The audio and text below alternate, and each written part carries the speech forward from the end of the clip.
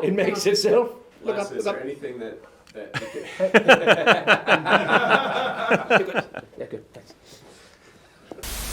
Hi, I'm Uncle Adam, and I run Tabletop Minions, a channel about the wargaming hobby and miniatures, mostly. Adam, you're kind of, the OG in this business. When I see your videos, it's sometimes I feel the advice are not just minded on the miniature you're talking about or the topic itself, but sometimes, and this is maybe a bit grandiose, sometimes life even. I think that, I think there's a lot of things that you can learn in any kind of hobby that you have, whether it's miniature painting, whether it's fishing, there's a lot of different things that you can learn that can also relate to other parts of your life. Yeah, agreed. One of my big mottos, and I'm gonna get a tattoo eventually, I've been talking about it for a while, and it is start small, grow slowly.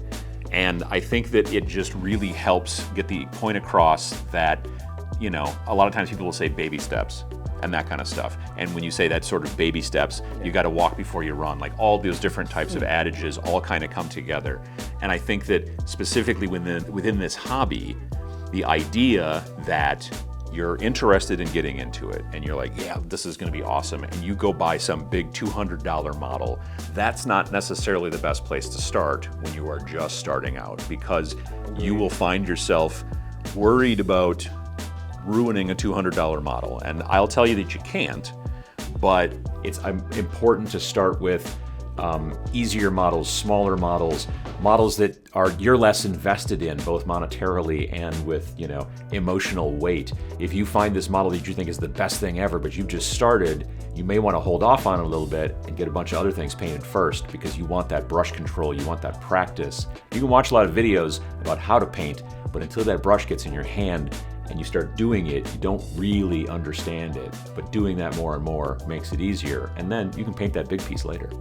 Techniques are the most important thing when you're first starting out, because people will look at some chainmail on a model and they're like, I can't paint each of those little links. And I'm like, me either. You know what I mean? I painted it all black, waited for it to dry, and then I took some silver and I dry brushed it on there.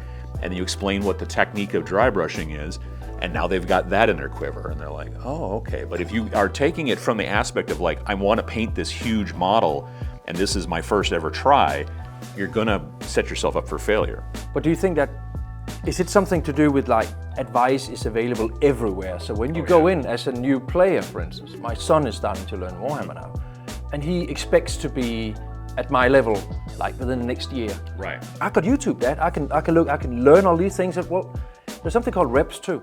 It's learning how to dry brush, to use your example. Right. And then there is dry brushing. Do you think it's different now than it were in the beginning? I think because there's so much more information that's available to new hobbyists, that's really where, like, you will see somebody who will post something online and they're like, this is the first model I ever painted. And I will look back at the first model that I ever painted, back in like the late 90s, early 2000s. I keep it on my desk and I show it to people when I'm streaming on Twitch frequently. They'll talk about like, well, so how long have you been painting? And I'll grab this it's a Battletech Atlas model. And it's from probably the late 90s. Metal? It's bad plastic. Oh, plastic. Yeah, okay. bad plastic. So and it is painted silver with Tester's enamel, like, from model airplanes in those little glass bottles. And then I tried to make a wash out of black, which is really hard to do with enamels like that, but I did. It didn't work. And so when people say, how long have you been painting? I'm like, about this long. And I'll hold it in front of the camera and that stuff so they can see. And then I'll show something that I've also been working on recently or whatever, and you can kind of see that. And I always tell people, you're not trying to beat the stuff that you see online. You're trying to beat what you painted last with the next thing that you're painting. Like, that's the growing. That's the growing slowly, is working that way. And don't expect huge gains right away. It's building these kind of habits and learning these different techniques so that you can get better and get better and get better. Yeah, no, that's a gold nugget right there.